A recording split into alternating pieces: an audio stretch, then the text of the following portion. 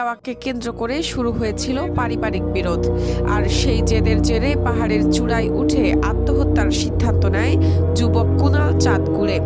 এনডিটিভির প্রতিবেদন অনুযায়ী শেষ পর্যন্ত সন্তানকে বাঁচাতে গিয়ে একে একে প্রাণ হারিয়েছেন বাবা মা দুজনই। হৃদয় বিদারক এই ঘটনাটি ঘটেছে ভারতের মহারাষ্ট্রের ছত্রপতি সম্ভাজিনগর জেলার খাফদা পাহাড়ে। এনডিটিভি জানায়, সম্প্রতি একটি আইফোন কেনেন কুনাল, কিন্তু মোবাইলটির মাসিক কিস্তি পরিশোধের টাকা নিয়ে বাবা মুরলীধরের সঙ্গে তার কথা কাটাকাটি হয়। এতে ক্ষুব্ধ হয়ে সকাল 10টার দিকে খাফদা পাহাড়ের উঁচুতে গিয়ে আত্মহত্যার হুমকি দিতে থাকে সে।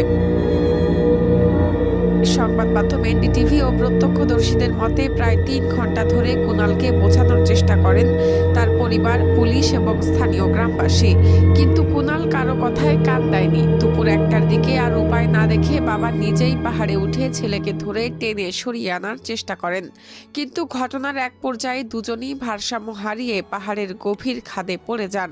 ঘটনাস্থলেই মৃত্যু হয় বাবা ও ছেলের।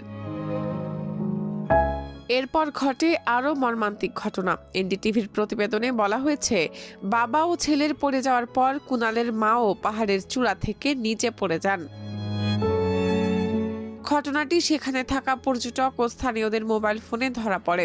পুলিশ মরদেহ উদ্ধার করে ময়নাতদন্তের জন্য পাঠিয়েছে।